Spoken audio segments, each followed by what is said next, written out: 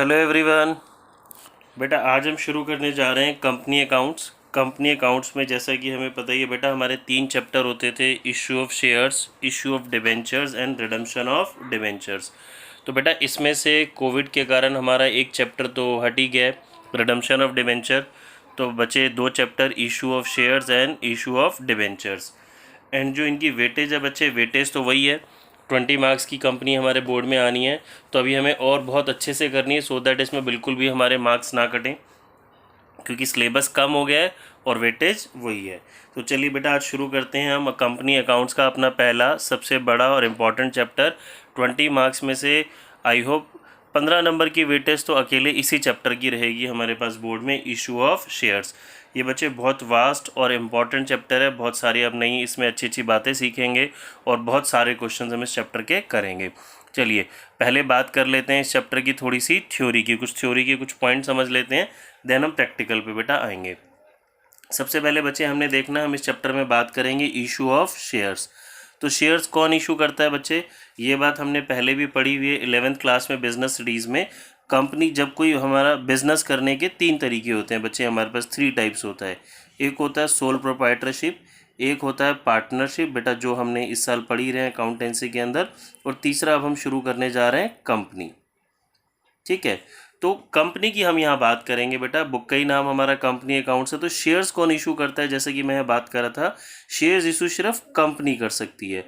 Sole proprietorship में भी shares issue का कुछ नहीं होता ऐसा, पार्टनरशिप में भी शेयर्स इशू नहीं हो सकते। तो शेयर सिर्फ कहाँ इशू होते हैं बेटा, कंपनी में। ठीक है, अब एक कंपनी क्या होती है, हम सभी ने 11th में भी 12th में भी बिजनेस स्टडीज़ में बहुत डिटेल में पढ़ा है, बट थोड़ा सा हम इसको फिर भी एक बार रीकैप कर लेते हैं, सो दैट हमें बहुत अच्छे से समझ में आ जाए। बच्चे देखिए मैंने नोट्स पहले से ही लिख लिए आपके लिए, सो दैट कम टाइम में हम ज़्यादा काम कवर कर पाएँ। कंपनी लीगल पर्सन होती है, नॉट हैविंग फिजिकल एग्जिस्टेंस। ये हम सभी को पता है, कंपनी का अपना कोई फिजिकल एग्जिस्टेंस नहीं होता, वो लीगली एक सेपरेट एंटिटी होती है। कंपनी एक सेपरेट लीगल एंटिटी होती है। It normally has a share capital divided into units called share. जो कंपनी की बच्चे कैपिटल होती है ना, वो स्मॉल डिनोमिनेशंस में डिवाइड होती है, कुछ यूनिट्स में डिवाइड होती है, और जो हर एक यूनिट होती है वो क्या कहलाती है बच्चे, हमारी shares, and the owner of which are known as shareholders और मेंबर्स। तो जो शेयर्स के ओनर होते हैं, जिन लोगों के पास कंपनी के शेयर्स होते हैं, तो वो उस कंपनी के क्या कहलाते हैं बच्चे, शेयर होल्डर्स या मेंबर्स। फॉर एग्जाम्पल मेरे पास रिलायंस कंपनी के कुछ शेयर्स हैं, तो मैं रिलायंस कंपनी का क्या कहलाऊंगा बच्चे, मेंबर या फिर शेयर होल्डर्स। आप जैसे कि बिजनेस स्टडीज़ में पढ़ ही चुके हैं कि शेयर होल्डर्स को कंपनी के ओनर्स भी कहा जाता है। ठीक है बच्चे, फिर आ जाते हैं आगे काइंड्स ऑफ कंपनी पे। कंपनी बच्चे हमारे पास 3 टाइप की होती है, 1 person company, private company and public company. इस चैप्टर में हम पब्लिक कंपनी की बात करेंगे, क्योंकि जो शेयर्स इशू करने के राइट्स होते हैं, शेयर्स कौन इशू कर सकता है, पब्लिक कंपनी ही शेयर्स इशू कर सकती है। बट नॉलेज के लिए हमें सारा पढ़ रहे हैं, थ्योरी के पॉइंट ऑफ व्यू से भी हमें पढ़ना है, बट जो हम प्रैक्टिकल काम करेंगे इस चैप्टर में वो पब्लिक कंपनी का ही बात करेंगे। 1 पर्सन कंपनी का मतलब हो गया बच्चे, इसमें सिर्फ एक ही पर्सन होता है, हमारे पास एक ही मेंबर होता है, वो नेचुरल पर्सन ही होगा। इस कंपनी में 1 पर्सन कंपनी में डायरेक्टर्स एटलीस्ट 1 होंगे, 1 तो होगा ही ना, 1 के बिना तो कुछ काम होगा ही नहीं। और मैक्सिमम कितने डायरेक्टर्स हो सकते हैं बच्चे, 15। नंबर ऑफ मेंबर्स इस 1 पर्सन कंपनी में मिनिमम भी 1 होता है, मैक्सिमम भी 1 होता है। As the name suggest 1 person company, एक ही पर्सन इस कंपनी का ओनर है, तो मिनिमम मेंबर भी 1 हो गया, मैक्सिमम भी 1 हो गया, डायरेक्टर्स की हमने बात कर ली। अब आ जाते हैं बच्चे प्राइवेट कंपनी में। प्राइवेट कंपनी अपने शेयर्स इशू नहीं कर सकती, जैसे हमने बात करा है, यहाँ भी शेयर्स इशू नहीं होते। अब डायरेक्टर्स प्राइवेट कंपनी में एटलीस्ट कम से कम 2 डायरेक्टर होते हैं और मैक्सिमम 15 होते हैं। जब प्राइवेट कंपनी की बात आती है तो प्राइवेट कंपनी को अपने साथ एक वर्ड लगाना पड़ता है नाम के साथ एंड में, प्राइवेट लिमिटेड, सो दैट ये क्लियरली इंडिकेट हो जाए ये एक प्राइवेट लिमिटेड कंपनी है। फॉर एग्जांपल सक्सेस पॉइंट, अगर हम इसको प्राइवेट लिमिटेड कंपनी के पॉइंट ऑफ व्यू से बात करेंगे, और अगर सक्सेस पॉइंट एक प्राइवेट लिमिटेड कंपनी है तो हमारा नाम क्या होना चाहिए बच्चे, सक्सेस पॉइंट प्राइवेट लिमिटेड। ठीक है, तो as per law, as per companies act 2013 हमें इसके एंड में success point private limited word लिखना ज़रूरी है। ये हमने बात की, एंड नाम के एंड में, हर प्राइवेट लिमिटेड कंपनी के एंड में प्राइवेट लिमिटेड वर्ड आएगा। ठीक है जी। फिर नंबर ऑफ़ मेंबर्स की बात आती है। नंबर ऑफ़ मेंबर्स यहाँ पे मिनिमम 2 हो सकते हैं, मैक्सिमम 200 हो सकते हैं। ठीक है। पब्लिक कंपनी पे आ जाते हैं बेटा जी, जो कि मेन हमने यहाँ पढ़ना है। पब्लिक कंपनी में क्या होता है बेटा, इसकी जो कैपिटल होती है वो हम जनरल पब्लिक को इशू करते हैं इन दी फॉर्म ऑफ शेयर्स। मतलब पब्लिक कंपनी में जो पैसा होता है प्रोमोटर्स तो डालते हैं, प्रोमोटर्स कुछ अपना इनिशियल वर्क करते हैं, उसके अलावा जो मेजर होल्डिंग होती है, जो पैसा इकट्ठा किया जाता है, वो जनरल पब्लिक से किया जाता है थ्रू शेयर्स। कंपनी की कैपिटल को दोबारा बता रहा हूँ, स्मॉल डिनोमिनेशंस में डिवाइड किया जाता है और एक डिनोमिनेशन कहलाती है शेयर। इसके ऊपर अभी हम आगे और दोबारा डिटेल में बात करेंगे। पब्लिक कंपनी में डायरेक्टर्स बेटा एटलीस्ट 3 होते हैं, मैक्सिमम 15 होते हैं। देखो अगर मैं इस बात को आपको समराइज़ करूँ और एग्जाम में क्वेश्चन आए तो आपको याद रखने के लिए बहुत आसान है। 1 पर्सन कंपनी में मिनिमम डायरेक्टर 1, प्राइवेट कंपनी में 2, पब्लिक कंपनी में 3। देखो बिल्कुल बेटा सीरियल ऑर्डर में चल रहा है, आपको याद करने में आसानी रहेगी। और मैक्सिमम नंबर ऑफ डायरेक्टर्स जो होते हैं सभी कंपनीज़ में, वन पर्सन में, प्राइवेट कंपनी में एंड पब्लिक कंपनी में, सभी में कितने होंगे बच्चे? 15। अब जैसे प्राइवेट कंपनी के नेम के एंड में प्राइवेट लिमिटेड वर्ड लगाना कंपलसरी था, तो पब्लिक कंपनी के नेम के एंड में वर्ड लिमिटेड लगाना ज़रूरी है। ठीक है। अब अगर हम बात करते हैं सक्सेस पॉइंट की, और सक्सेस पॉइंट हमारा अगर पब्लिक कंपनी है तो इसका नाम क्या हो जाएगा? Success point limited. Public company के एंड में वर्ड लिमिटेड आएगा, प्राइवेट कंपनी के एंड में वर्ड प्राइवेट लिमिटेड आएगा। ठीक है बच्चे। फिर कुछ और इम्पॉर्टेंट टर्म्स को हम डिस्कस करते हैं इस चैप्टर में। चलिए बच्चे कुछ और टर्म्स की बात करते हैं। प्रोमोटर्स, हम सभी को पता है बेटा ये सारी टर्म्स, बट फिर भी मैं आपको एक बार रीकैप करा रहा हूँ सो दैट आपको अच्छे से समझ में आए। प्रोमोटर्स वो लोग होते हैं बेटा जो कंपनी को स्टार्ट करते हैं। ठीक है। देखिए क्या लिखा हमने डेफिनेशन में, अ पर्सन और a group of persons agree to start business in the form of a company, these are called promoters. मतलब एक लोग या एक से ज़्यादा लोग जब मिलकर एक बिज़नेस को शुरू करना चाहते हैं और शुरू करते हैं कंपनी की फॉर्म में, तो वो लोग क्या कहलाते हैं बच्चे? प्रोमोटर्स। ठीक है। अब जब हम कंपनी की बात कर रहे हैं तो पहले क्या होगा, स्टेप बाय स्टेप भी समझ लेते हैं। सबसे पहले प्रोमोटर्स आएंगे। सपोज़ मैं और मेरे फ्रेंड्स ने मिलकर एक बिज़नेस आइडिया बनाया, उसको हम बिज़नेस को एग्जीक्यूट करना चाहते हैं कंपनी की फॉर्म में। हमने पैसा, कैपिटल, सारा कुछ रिसर्च किया, सारा कुछ नॉलेज, वर्क, सारा काम किया, तो हम लोग कौन कौन कहलाएंगे बेटा? प्रोमोटर्स। अब आ जाती है, हमने सारा कुछ हमारे पास, हमने एक सारा कलेक्शन कर लिया नॉलेज का, डाटा का, सारी स्कीम्स, हम कैसे वर्क करेंगे, किस चीज़ में प्रोडक्शन करेंगे, सारा काम कर लिया। देन नेक्स्ट स्टेप हो जाता है बेटा रजिस्ट्रेशन ऑफ अ कंपनी। हमें कंपनी का रजिस्ट्रेशन कराना पड़ता है अपनी कंपनी के नाम का। ये रजिस्ट्रेशन होता है under companies act 2013 with registrar of companies. That means सब कुछ होने के बाद हमने सारा कुछ आइडिया को पे अब उसको एग्जीक्यूट करने का टाइम आ गया, तो हम कंपनी को रजिस्टर कराते हैं कंपनीज एक्ट 2013 के अंदर with the registrar of companies. Next step होता है बेटा कैपिटल सब्सक्रिप्शन। हम लोग पैसा कंट्रीब्यूट करते हैं, देन बिजनेस स्टार्ट कर लेते हैं। ठीक है जी। कमेंसमेंट ऑफ बिजनेस का मतलब है फिर हम रजिस्ट्रार ऑफ कंपनी से हमें बिजनेस स्टार्ट करने का अपना एक सर्टिफिकेट होता है, certificate of commencement of business, certificate of incorporation, ये सारा काम हम कर लेते हैं, देन हम अपना बिजनेस स्टार्ट कर लेते हैं। अब जब बिजनेस शुरू हो गया बच्चे, तो ये कैपिटल की जो बात थी, अब कैपिटल पे आते हैं वापस। कैपिटल हमने कुछ डाला, दैट मीन्स प्रोमोटर्स ने डाला, और बाकी पैसा हम कहाँ से इकट्ठा करेंगे? जनरल पब्लिक से। तो जनरल पब्लिक से बेटा जब हम पैसा इकट्ठा करते हैं तो हम एक डॉक्यूमेंट इशू करते हैं, that is known as prospectus. उस डॉक्यूमेंट को क्या बोलते हैं बच्चे? प्रॉस्पेक्टस। प्रॉस्पेक्टस का मतलब an invitation to general public for investing in our company, for purchasing shares और debentures of our company. Then जब हमने बेटा प्रोस्पेक्टस इशू करा, अपनी कंपनी के शेयर्स इशू करे, तो फिर एक मेरे पास वर्ड आ जाता है मिनिमम सब्सक्रिप्शन। मिनिमम सब्सक्रिप्शन का मतलब होता है बच्चे, सिंपल वर्ड्स में अगर मैं आपसे बात करूं, कि इतने एटलीस्ट तो shares, minimum share general public को हमारे सब्सक्राइब करने ही करने हैं। दैट मीन्स हमारे बिजनेस आइडिया में हम कहाँ पैसा इन्वेस्ट करेंगे, कैसे अर्न करेंगे, वो लोगों को समझ में आना चाहिए। और एटलीस्ट 90%, हम जितने भी शेयर्स इशू करना चाहते हैं उसका 90% लोग हमारे शेयर्स खरीदने में इंटरेस्टेड हों, उन्होंने हमारे प्रोस्पेक्टस के थ्रू हमारी कंपनी में पैसा लगाने की इच्छा जताई हो, एप्लीकेशंस के लिए उन्होंने पैसा डाला हो। फॉर एग्जांपल अगर हमारी कंपनी 1 लाख शेयर्स इशू करती है तो एटलीस्ट 90,000 शेयर्स, तो 90,000 शेयर्स को तो सब्सक्रिप्शन मिलना चाहिए। देखिए क्या लिखा है, सेबी प्रिस्क्राइब, सेबी आप सभी को पता ही होगा बच्चे, securities and exchange board of India prescribe करती है that a company must receive minimum subscription of 90% of the shares issued for subscription before it allots the share। यही बात की बच्चे हमने, एटलीस्ट कम से कम 90% जो शेयर्स हैं वो सब्सक्राइब होने चाहिए। अब अगर 90% एप्लीकेशन नहीं आती तो क्या प्रोविज़न होता है बच्चे, in case minimum subscription is not received within specified period application money shall be refunded. जिन लोगों ने पैसा अप्लाई किया है, जो लोग शेयर्स खरीदना चाहते हैं, एज़ पर सेबी गाइडलाइंस हमें उनको पैसा रिफ़ंड करना पड़ेगा अगर मिनिमम सब्सक्रिप्शन सब्सक्राइब नहीं होता within 15 days from the closure of issue. बच्चे छोटी छोटी सी बातें जो आपको ध्यान रखनी है। देन हमारे पास वर्ड आता है बच्चे प्रीलिमिनरी एक्सपेंसेस। प्रीलिमिनरी एक्सपेंसेस भी हमें ऑलरेडी पता है, बट हम फिर दोबारा एक बार पढ़ेंगे। प्रीलिमिनरी एक्सपेंसेस को इनकॉर्पोरेशन कॉस्ट भी बोलते हैं, बिजनेस शुरू करने के टाइम के खर्चे भी बोलते हैं। जब हम कंपनी स्टार्ट करते हैं तो कुछ लीगल एक्सपेंसेस होते हैं, रजिस्ट्रेशन फीस होती है, जो भी कंपनी शुरू करते टाइम हमारे एक्सपेंसेस होते हैं बच्चे, उन सभी को हम क्या बोलेंगे, प्रीलिमिनरी एक्सपेंसेस। ठीक है, देखिए, preliminary expenses incurred for incorporating the company such as registration fees, legal expenses.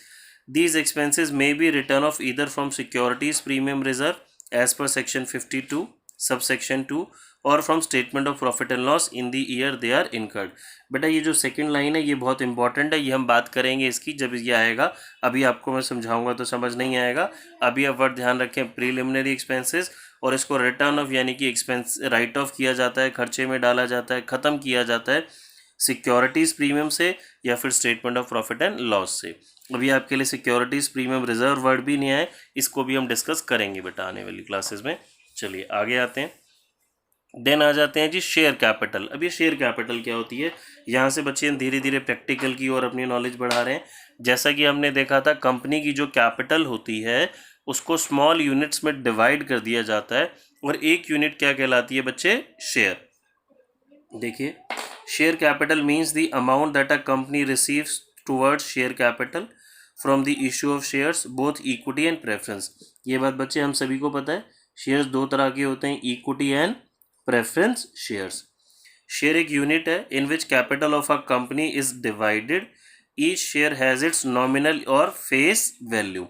बेटा फेस वैल्यू, नॉमिनल वैल्यू को आप सिंपल वर्ड्स में समझ सकते हैं एमआरपी। ठीक है, एमआरपी। अभी हम इसकी भी आगे बात डिटेल में आएगी हमारे पास। और शेयर होल्ड, जो जिन लोगों ने शेयर्स लिए होते हैं, शेयर्स में पैसा इन्वेस्ट किया होता है, जो उनके होल्डर्स होते हैं बच्चे, वो क्या कहलाते हैं, शेयर होल्डर्स और मेंबर्स ऑफ द कंपनी। हम शेयर्स को एक एग्जांपल से समझते हैं बच्चे। सपोज ए कंपनी की कैपिटल 50 लाख रुपीज़ है, ठीक है, 50 लाख रुपीज़ है, और इस कैपिटल को हमने डिवाइड किया है 5 लाख शेयर्स में ऑफ ₹10 ईच। शेयर 10 का भी हो सकता है बच्चे, 100 का भी हो सकता है। अगर मैं ये 100 रुपीज़ का एक शेयर होगा तो ये क्वांटिटी मेरी रिड्यूस हो जाएगी, 50,000 हो जाएगी। ठीक है, बट अगर शेयर एक 10 रुपीज़ का है तो नंबर ऑफ शेयर्स कितने हो गए मेरे पास, 5 लाख रुपीज़। दोबारा समझेंगे बच्चे, 50 लाख रुपीज़ की कैपिटल है, तो 50 लाख रुपीज़ की कैपिटल को हमने डिवाइड कर दिया, 5 लाख शेयर्स हो गए, और एक कितने का, 10 रुपीज़ का। दैट मीन्स ये क्वांटिटी हो गई, ये मेरा प्राइस हो गया। ठीक है, और जो एक हर एक यूनिट क्या कहलाती है बच्चे, शेयर्स कहलाती है। दैट मीन्स ये 10 रुपीज़ की जो एक यूनिट है, एक यूनिट क्या कहलाएगी, शेयर्स। अब शेयर्स बच्चे हमारे पास कितने तरह के होते हैं, equity share and preference shares. Equity shares को ऑर्डिनरी शेयर्स भी बोला जाता है। फटाफट से मैं इसको एक बार बता देता हूँ बेटा। जो प्रेफरेंस शेयर्स होता है उन सभी का आपको पता है, प्रेफरेंस शेयर्स का राइट होता है ओवर डिविडेंड। दैट मीन्स जब डिविडेंड देने की बारी आती है कंपनी, तो पहले डिविडेंड किसको देती है, प्रेफरेंस शेयर होल्डर्स को देती है। ऑर्डिनरी इक्विटी शेयर्स को डिविडेंड बाद में मिलता है। और at the time of winding up of a company, जब कंपनी बंद होती है, कंपनी पैसा रिटर्न करती है शेयर होल्डर्स को, तो यहाँ पे भी प्रेफरेंस किसको मिलती है, प्रेफरेंस शेयर होल्डर्स को, एज दी नेम सजेस्ट। बच्चे ये पार्ट हमारे पास एग्जाम में सिर्फ थ्योरी पॉइंट ऑफ व्यू से हमें पढ़ना है, इनके डिफरेंस दोनों क्या होते हैं, इसका प्रैक्टिकल क्वेश्चंस में हमारे पास कोई ऐसा यूज़ नहीं है 12th क्लास में। अब शेयर्स इशू बेटा दो तरीके से किए जाते हैं। जनरल पब्लिक को किया जाता है या प्राइवेट प्लेसमेंट होता है। जनरल पब्लिक का मतलब क्या हो गया, जब सपोज रिलायंस कंपनी ने अपने शेयर्स इशू करे, आपने, मैंने, हम सभी ने उसके लिए अप्लाई करा, हमें शेयर्स मिल गए, तो that means company shares issue कर रही है टू जनरल पब्लिक को। That means general public company में पैसा इन्वेस्ट कर रही है। देखिए, public issue of shares means offer made by a company to the public for subscription of shares. Private placement बेटा थ्योरी पॉइंट ऑफ व्यू से हमें करना है, इसका प्रैक्टिकल में हमारे पास 12th क्लास में कोई यूज़ नहीं है। प्राइवेट प्लेसमेंट का मतलब हो गया जब एक पर्टिकुलर किसी ग्रुप को, कुछ सिलेक्टेड लोगों को कंपनी ने शेयर्स अलॉट कर दिए, यहाँ पे जनरल पब्लिक इन्वॉल्व नहीं होती।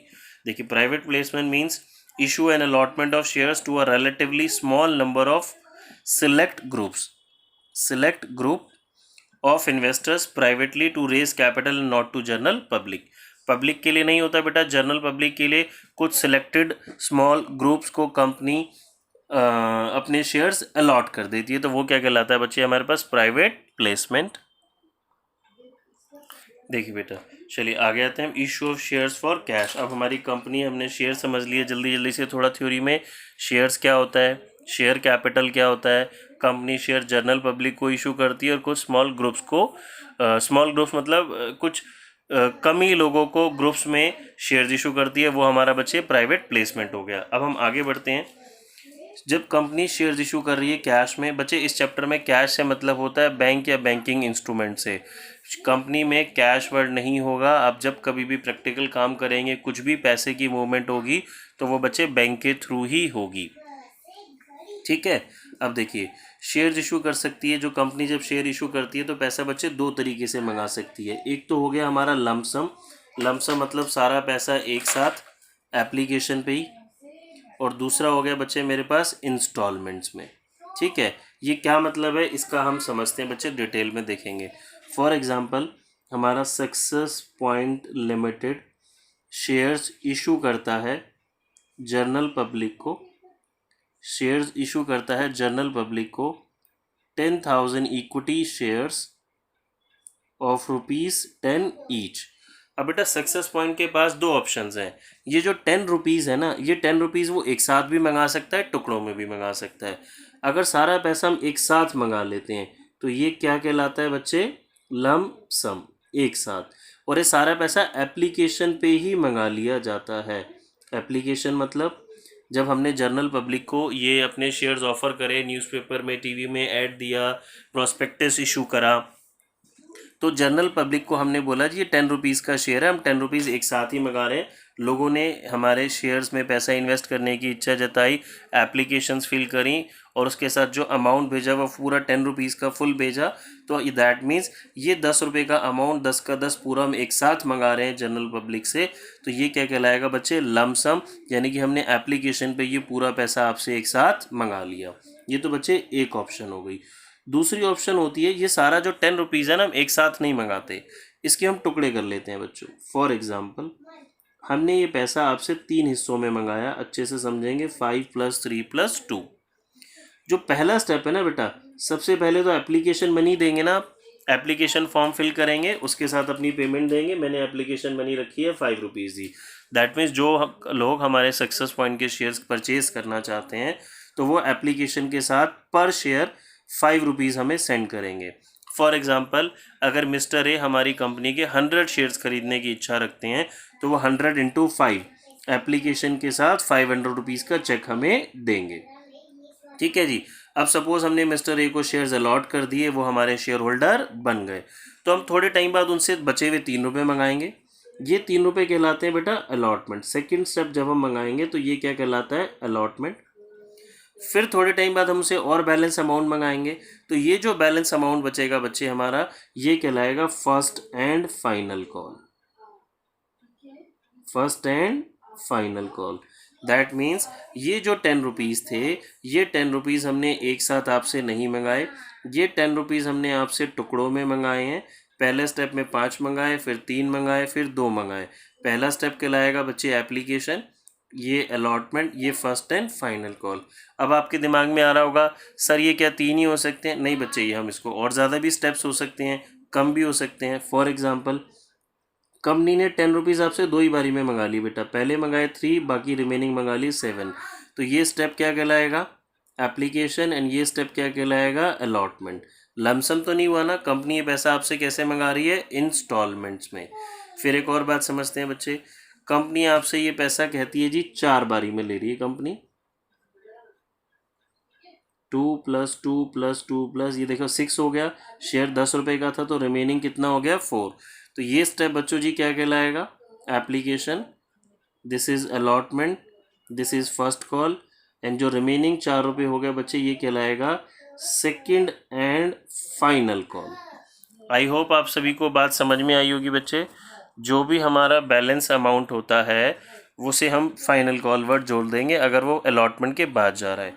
एक बारी दोबारा बता रहा हूँ, 10 रुपीज़ का शेयर था, कंपनी ने 4 बारी में पैसा मंगाया इंस्टॉलमेंट में।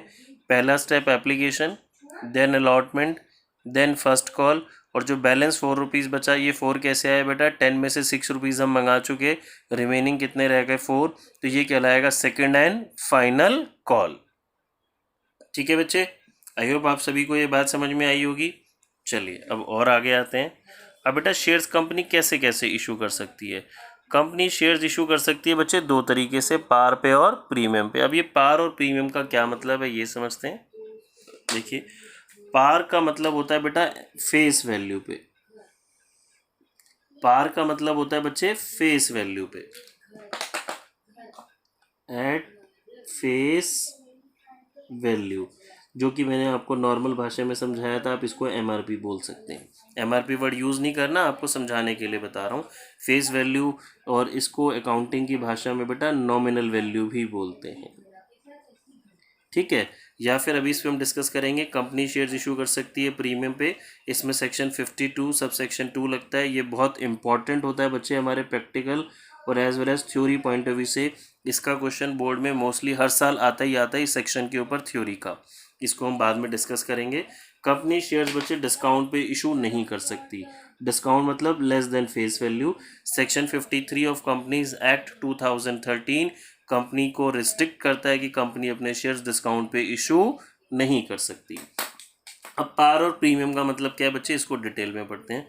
फॉर एग्जांपल, हमारी कंपनी 10,000 शेयर्स इशू कर रही है ऑफ ₹10 ईच एट पार।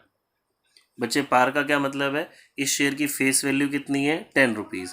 ये शेयर हम इशू कितने में कर रहे हैं? 10 रुपीज़ में। तो ये क्या कहलाएगा? एट पार या फेस वैल्यू, या फिर इसको क्या कहलाएगा? Nominal value. ठीक है बच्चे। अब प्रीमियम का मतलब क्या है? As the name suggest, premium पे मोर देन फेस वैल्यू। बच्चे प्रीमियम की कोई अपर लिमिट नहीं होती। कैसे, मैं भी समझाता हूँ। हमारी कंपनी शेयर्स इशू कर रही है बेटा 10 रुपये का एक है, 20% प्रीमियम पे फॉर एग्जांपल। तो 20% प्रीमियम मतलब शेयर 10 रुपये का है, 2 रुपये प्रीमियम पे, यानी कि मैं आपसे पैसे कितने ले रहा हूँ? 12 रुपये। मतलब क्या हो गया? सामान हम आपको दे रहे हैं 10 रुपये का, आपसे बट पैसे कितने ले रहे हैं? 12 रुपीज़ प्रीमियम। ये बच्चे हमारी कंपनी की गुडविल हो गई, रेपुटेशन के पैसे हो गए। ठीक है, चलिए आगे बढ़ते हैं। प्रीमियम में और समझते हैं बच्चे। कंपनी एक 10 रुपये का शेयर है, उसको 990 रुपीज़ प्रीमियम पे बेच रही है। बच्चे कंफ्यूज, सर ये गलत लिखा है। नहीं सर, ये गलत नहीं लिखा, ये पॉसिबल है। प्रीमियम की कोई अपर लिमिट नहीं होती कि आप इससे ज़्यादा प्रीमियम नहीं ले सकते। कंपनी 10 रुपये का शेयर है, 990 प्रीमियम पे बेच रही है, यानी कि आपसे 10 रुपीज़ के सामान के बदले में कंपनी कितने पैसे ले रही है? 1000 रुपीज़। बेटा मैं आज एट प्रेजेंट बात करूं तो रिलायंस कंपनी, आप सभी को पता है रिलायंस इंडस्ट्रीज़, मुकेश अंबानी जी की रिलायंस इंडस्ट्रीज़ की अगर हम बात करते हैं तो उस कंपनी का शेयर जिसकी फेस वैल्यू 10 रुपीज़ है, अगर आप उसको सेकेंडरी मार्केट यानी कि शेयर मार्केट से परचेज़ करते हैं तो ये शेयर बेटा आज की डेट में अराउंड 2300 रुपये का है। इसकी फेस वैल्यू कितनी है? 10 रुपीज़ है, बट आपको मिल कितना रहा है मार्केट में? 2300 के अराउंड ये शेयर मार्केट में मिल रहा है। दैट मीन्स 2290 के प्रीमियम पे। बात समझ में आ गई बच्चे? प्रीमियम डिसाइड करती है कंपनी की रेपुटेशन, कंपनी के प्रॉफिट्स, कंपनी के रिजर्व। तो हमने क्या समझना है? प्रीमियम का मतलब हो गया बच्चे सिंपल शब्दों में मोर देन फेस वैल्यू। अगर कंपनी अपने शेयर्स को फेस वैल्यू से ज़्यादा में बेच रही है तो वो क्या कहलाता है, प्रीमियम, और फेस वैल्यू पे बेच रही है तो क्या कहलाएगा बच्चे, पार। बात समझ में आ गई? ठीक है, इतनी बात सभी को क्लियर है। इन सब के हम प्रैक्टिकल करेंगे। अच्छा, अब धीरे एक चीज़ मैं आपको और बताता हूँ बच्चे। हमने देखा जब पैसा कंपनी इंस्टॉलमेंट्स में मंगाती है, तो फॉर एग्ज़ाम्पल कंपनी ने पैसा मंगाया application, allotment and first call. तो बेटा ये जो प्रीमियम का पैसा है ना, कंपनी आपसे कहीं भी मंगा सकती है। 10 रुपये का शेयर है, कंपनी 2 रुपये प्रीमियम पे बेच रही है। ठीक है जी। तो सपोज पैसे का ब्रेकअप कुछ इस तरीके से है, 3 + 5 + 2, तो 10 रुपीज़ हो गए। ये तो हमारी फेस वैल्यू। अब 2 रुपये भी तो मंगाने ना, हम तो प्रीमियम पे बेच रहे हैं, तो ये 2 रुपीज़ कंपनी आपसे कहीं भी अटैच करा लेगी। बोलेगी आप प्रीमियम यहाँ दीजिए, या यहाँ दीजिए, या यहाँ दीजिए, या 1 रुपीज़ यहाँ दीजिए, 1 रुपये प्रीमियम का यहाँ दीजिए। मतलब टोटल कंपनी को 12 रुपये चाहिए। बट हमें इंपॉर्टेंट बात क्या समझनी है बच्चे, if the question is silent, premium is always on allotment. If the question is silent, अगर आपको क्वेश्चन में प्रीमियम के रिगार्डिंग कोई इन्फॉर्मेशन नहीं है, if question is silent, premium बच्चे कहाँ पे होगा, ऑलवेज अलॉटमेंट पे। मतलब मैं इसी क्वेश्चन को आपको दोबारा बोलूं, कंपनी ने बोला जी 10 रुपीज़ का शेयर है, 2 रुपीज़ प्रीमियम पे दे रहे हैं, और कंपनी ने पैसा मंगाया 3 + 5 + 2। इसके लिए वर्ड यूज़ किया जा रहा है फर्स्ट एंड फाइनल कॉल। 3 रुपये की एप्लीकेशन, 5 रुपये की अलॉटमेंट, 2 रुपये की फर्स्ट एंड फाइनल कॉल है। तो बच्चे ये तो 10 रुपीज़ ही टोटल हुए, और इसके लिए वो वर्ड भी यूज़ कर रहा है first and final call. That means आगे भी स्टेप नहीं है। तो जो 2 रुपये का प्रीमियम है, क्वेश्चन साइलेंट था, तो हम यहाँ ऐड कर देंगे। तो अलॉटमेंट पे कितना पैसा रिसीव करेंगे बच्चे हम, 7। बात समझ में आ गई? अगर क्वेश्चन साइलेंट था, जैसे कि यहाँ साइलेंट था ना प्रीमियम के रिगार्डिंग कि 2 रुपीज़ प्रीमियम हमें कहाँ लेना है, तो हम ऑटोमेटिकली ये प्रीमियम का जो 2 रुपीज़ है कहाँ ऐड कर देंगे, अलॉटमेंट पे। ठीक है, आई होप बेटा आप सभी को ये बात समझ में आ गई होगी।